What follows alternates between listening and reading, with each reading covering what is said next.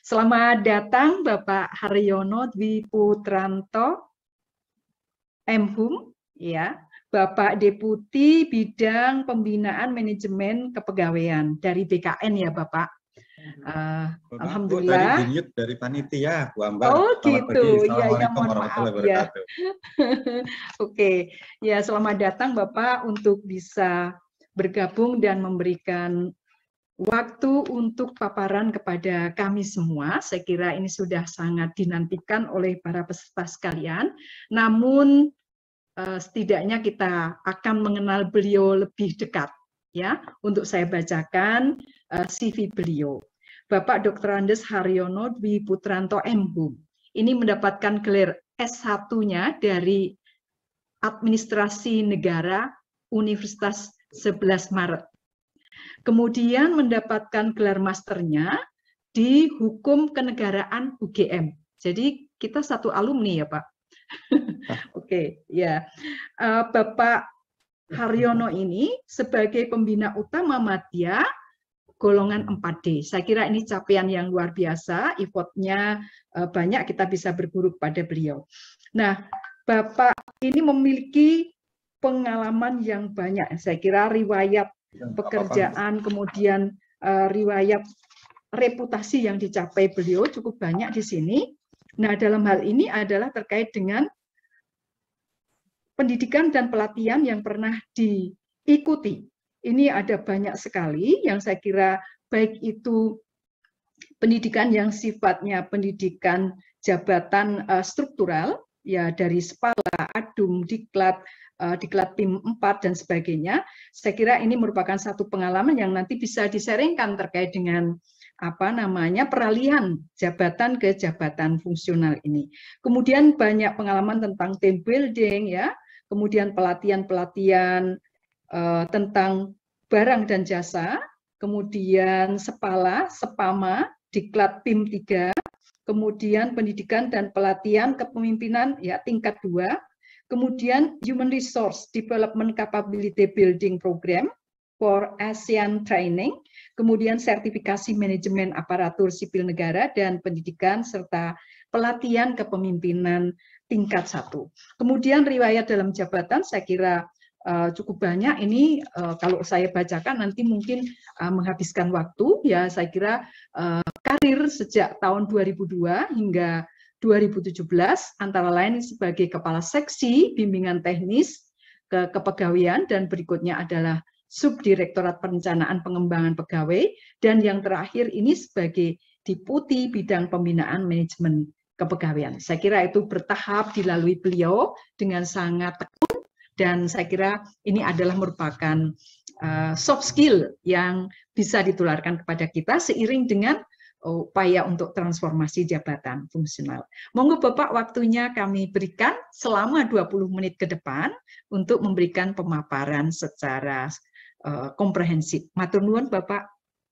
Matur nuwun Ibu Ambar, Bapak Ibu sekalian. Assalamualaikum warahmatullahi wabarakatuh. Selamat pagi, salam sejahtera bagi kita semua. Alhamdulillahirabbil alamin, la haula wala quwata illa billahil aliyil azim. Yang saya hormati Pak Kaban, sahabat saya Pak Arif. Yang saya hormati Pak Asisten 3, Pak Suko, sahabat saya juga lama. Yang saya hormati teman saya Pak Abah Subagja. Assalamualaikum Pak, sehat Pak? Sehat Pak. Sehat. Amin. Bapak Ibu, para peserta seminar yang berbahagia, izinkan saya share screen karena waktunya kebetulan tidak terlalu lama, 20 menit. Saya mencoba ingin memanfaatkan waktu ini dengan sebaik-baiknya. Sesuai dengan undangan yang saya terima, bahwasannya untuk materi yang akan saya sampaikan itu dengan judul penilaian kinerja dan prosedur kenaikan pangkat jabatan fungsional. Tentu ini tindak lanjut dari adanya kebijakan penyetaraan jabatan administrasi ke jabatan fungsional. Bapak Ibu yang saya hormati, overview nanti akan saya sampaikan. Yang pertama adalah latar belakang dan dasar hukum, kemudian penilaian kinerja PNS, dan yang ketiga adalah kenaikan pangkat jabatan fungsional. Dasar hukumnya yaitu yang pertama Undang-Undang ASN nomor 5 tahun 2014, yang kedua Peraturan Pemerintah nomor 11 tahun 2017, yang sudah diubah dengan Peraturan Pemerintah nomor 17 tahun 2020 tentang manajemen PNS. Yang kedua, Peraturan Pemerintah nomor 12 tahun 2022 ini sebetulnya sudah dinyatakan tidak berlaku dengan ditetapkannya Peraturan Pemerintah nomor 11 tahun 2012. Tetapi untuk turunannya, keputusan Kepala BKN nomor 12 tahun 2002, tentang kenaikan pangkat PNS sampai saat ini masih berlaku.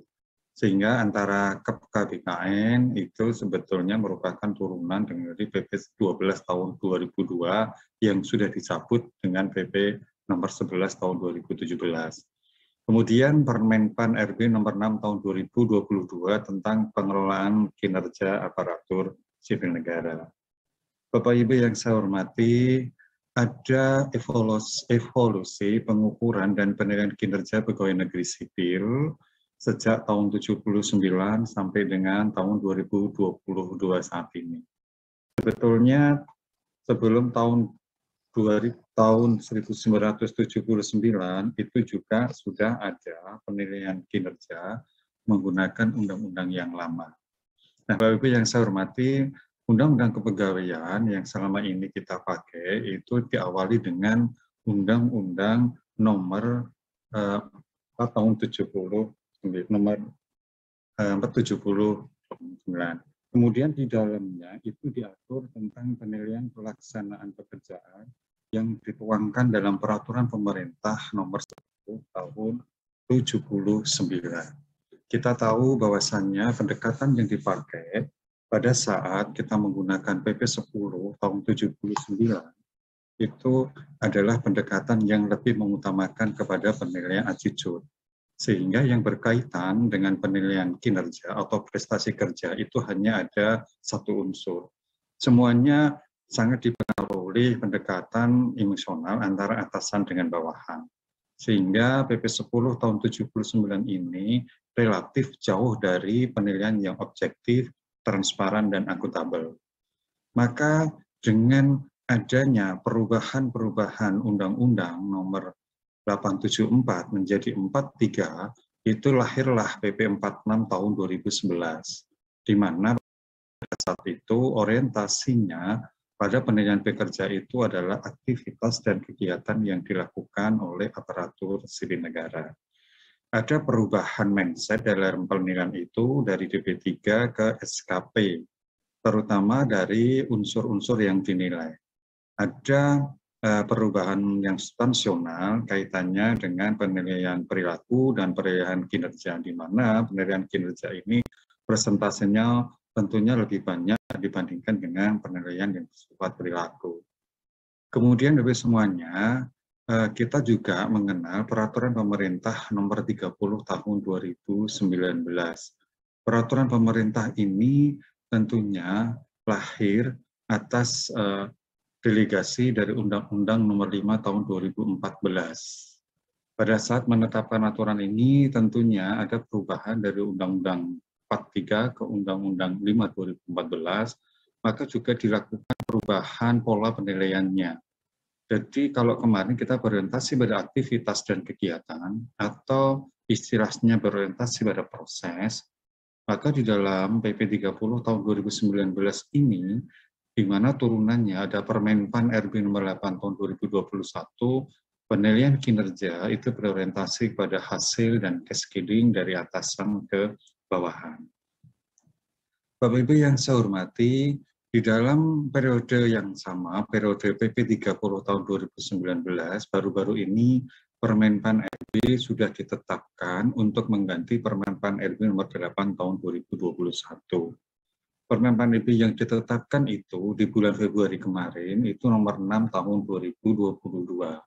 Orientasi penilaiannya di samping pada hasil dan cascading, juga pada ekspektasi atasan. Jadi di situ ada perubahan-perubahan, perbandingan antara Permenpan nomor 8 tahun 2021 dengan Permenpan nomor 6 tahun 2022. Jadi kita perlu pahami ketika nanti Permenpan nomor 6 ini sudah diterapkan, tentunya orientasi penilaiannya juga akan mengalami perubahan. Bapak Ibu yang saya hormati, prinsip umum pengelolaan kinerja pegawai yang pertama bukan sekedar performance appraisal, tetapi juga performance development. Kita tidak hanya fokus pada penilaian kinerja, tetapi bagaimana mengembangkan suatu kinerja dalam suatu organisasi. Yang kedua, kita akan melakukan dialog kinerja antara pimpinan dan bawahan. Selama ini yang kita pahami, penilaian kinerja itu lebih bersifat top-down. Meskipun di awal sudah diberikan kesempatan seorang PNS itu diwajibkan menyusun SKP yang akan dilakukan dalam 1 tahun ke depan, apa yang akan dikerjakan. Namun demikian, nuansa untuk top-down itu masih terasa. Sehingga, Bapak Ibu yang saya hormati, kita menginginkan dalam penilaian kinerja, itu juga harus ada dialog kerja antara atasan dengan bawahan. Kenapa demikian? Karena ini tentunya akan memberikan kesempatan kepada bawahan untuk selalu berkomunikasi terhadap pekerjaan-pekerjaan yang dia lakukan. Apakah dalam pekerjaan itu ada permasalahan atau ada tidak. Kalaupun ada, bagaimana arahan bawahan untuk menyelesaikan masalah itu. Atau bawahan diberikan kesempatan untuk menginisiasi kalau ada permasalahan-permasalahan yang terjadi. Yang ketiga, prinsipnya adalah bahwa kinerja individu itu harus mendukung kinerja organisasi.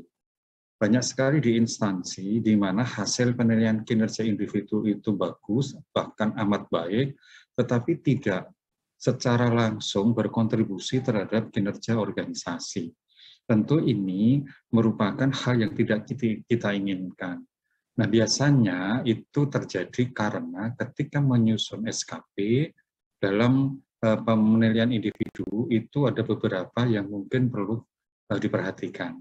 Terutama masih banyak yang belum menggunakan cascading dan ekspektasi atasan. Nah, kalau itu dilakukan tidak sesuai dengan ketentuan, maka dipastikan kinerja individu itu tidak berkontribusi langsung terhadap kinerja organisasi.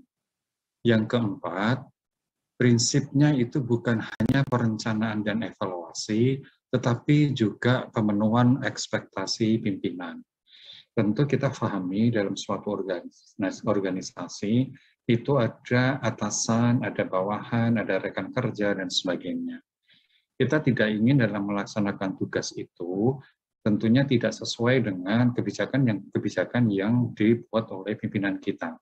Sehingga takutnya apa yang kita lakukan itu tidak akan berkontribusi terhadap keinginan atau kebijakan pimpinan dalam rangka mendukung kinerja organisasi. Maka perlu kita mengetahui apa sih ekspektasi pimpinan yang tentunya tergantung juga dari ekspektasi organisasi. Yang kelima, prinsipnya adalah perilaku yang ditunjukkan selama bekerja dan berinteraksi dengan orang lain itu perlu kita perhatikan. Bapak semuanya, tentu hasil penilaian kinerja ini di dalam aspek kepegawaian itu digunakan untuk kenaikan pangkat, kemudian untuk promosi, untuk pengembangan karir, untuk talent pool, mutasi, dan pensiun. Kita paham bahwasannya saat ini kenaikan pangkat itu masih menggunakan KPKN nomor 12 tahun 2002 yang saya sampaikan tadi. Kenapa demikian? Karena PP yang mengatur tentang kepangkatan itu belum ditetapkan. Sementara Undang-Undang ASN itu mendefinisikan antara pangkat berdasarkan Undang-Undang Nomor 5 Tahun 2014 itu berbeda dengan pangkat yang saat ini kita alami.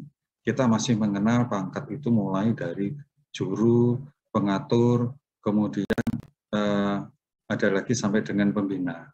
Sementara ke depan kita menginginkan pangkat itu adalah tingkatan dalam jabatan.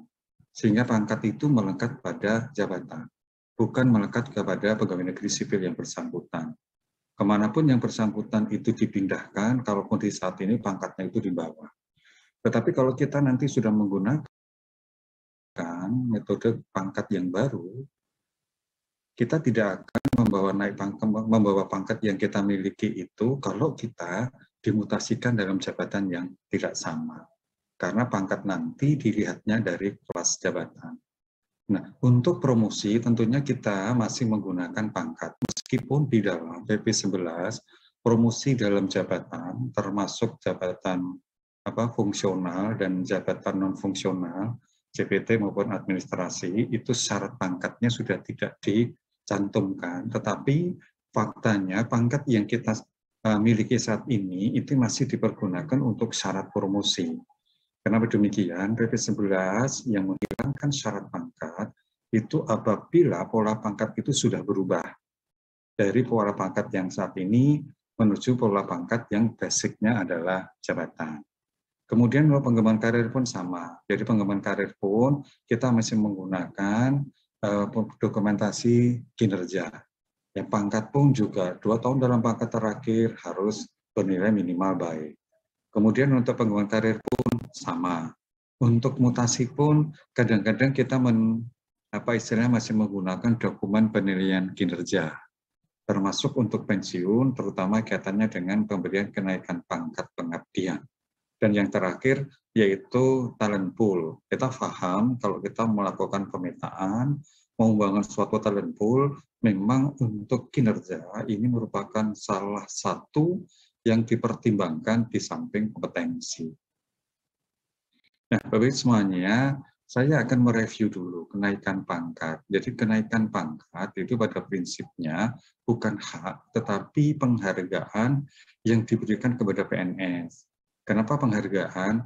Kenaikan pangkat bisa diberikan apabila memenuhi persyaratan. Salah satunya adalah penilaian kinerjanya, termasuk untuk mereka yang menduduki jabatan fungsional.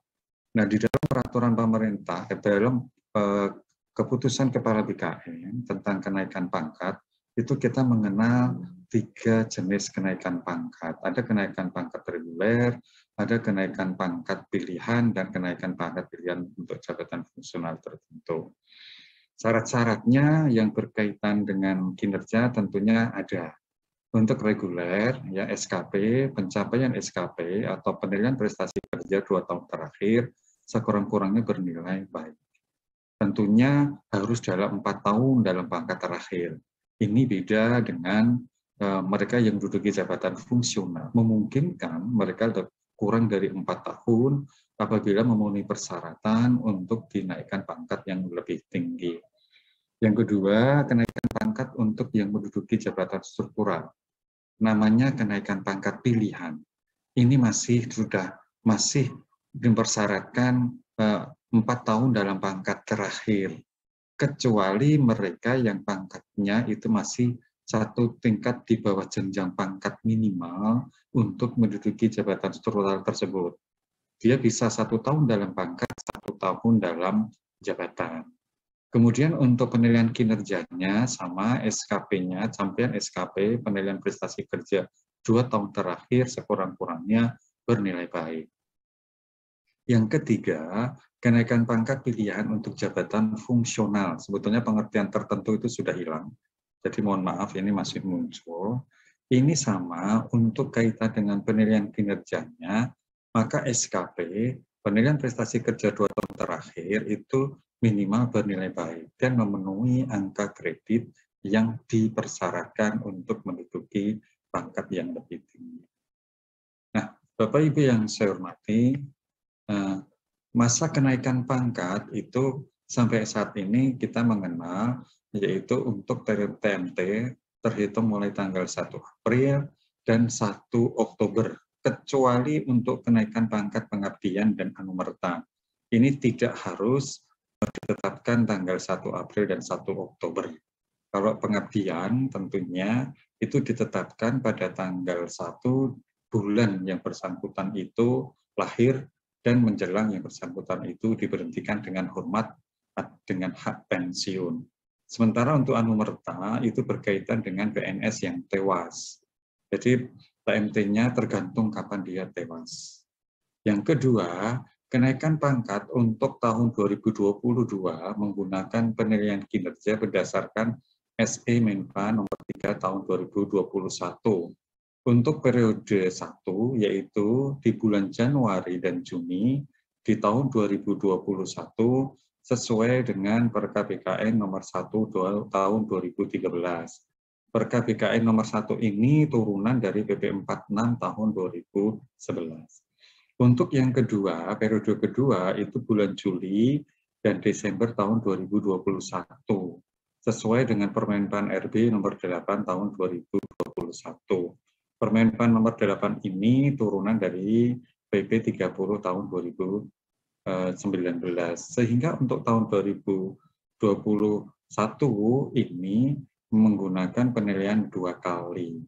Nah, untuk kenaikan pangkat tahun 2023 menggunakan penilaian kinerja berdasarkan Permenpan RB nomor 3 tahun 2001 dan Peraturan Menpan RB nomor 6 tahun 2022. Jadi itulah masa kenaikan pangkat, tetapi untuk persyaratan kinerja, sekali lagi itu masih dipersyaratkan minimal 2 tahun terakhir bernilai baik. Nah, ini untuk semua syarat kenaikan pangkat, ya, kecuali mereka yang tadi anumerta itu dikecualikan untuk persyaratan ini. Yang pertama, 2 tahun dalam pangkat terakhir itu yang menduduki jabatan fungsional. Jadi ini adalah syarat kenaikan pangkat PNS yang menduduki jabatan fungsional. Yang kedua, memenuhi angka kumulatif kenaikan pangkat sesuai jabatan yang atau pangkat yang akan diduduki. Yang ketiga, penilaian prestasi kerja bernilai baik. Dan yang terakhir, memenuhi hasil kerja minimal. Kalau semuanya itu terpenuhi, maka yang bersangkutan berhak naik pangkat. Padahal seharusnya naik pangkat itu juga terikat oleh formasi. Demikian juga jabatan. Namun dalam faktanya, dalam prakteknya, kadang-kadang terutama mereka yang tidak menduduki jabatan fungsional, untuk kenaikan pangkat itu kita masih mengabaikan formasi. Dulu kita masih mensyaratkan formasi, sehingga waktu usul ke BKN selalu dicantumkan eksesinya berapa, kemudian untuk yang akan naik pangkat berapa. Kalau sudah melebihi existingnya dengan hitungannya, maka tidak diberikan kenaikan pangkat. Tetapi saat ini untuk kenaikan pangkat itu memang kita tidak sepenuhnya taat kepada formasi yang ada dalam suatu organisasi. Demikian dari semuanya yang bisa saya sampaikan, karena mengingat waktunya hanya 20 menit, moga-moga tidak lebih dari waktu yang disediakan oleh Bu Ambar. Demikian Bapak sekalian, kurangnya mohon maaf. Assalamualaikum warahmatullahi wabarakatuh. Waalaikumsalam warahmatullahi wabarakatuh.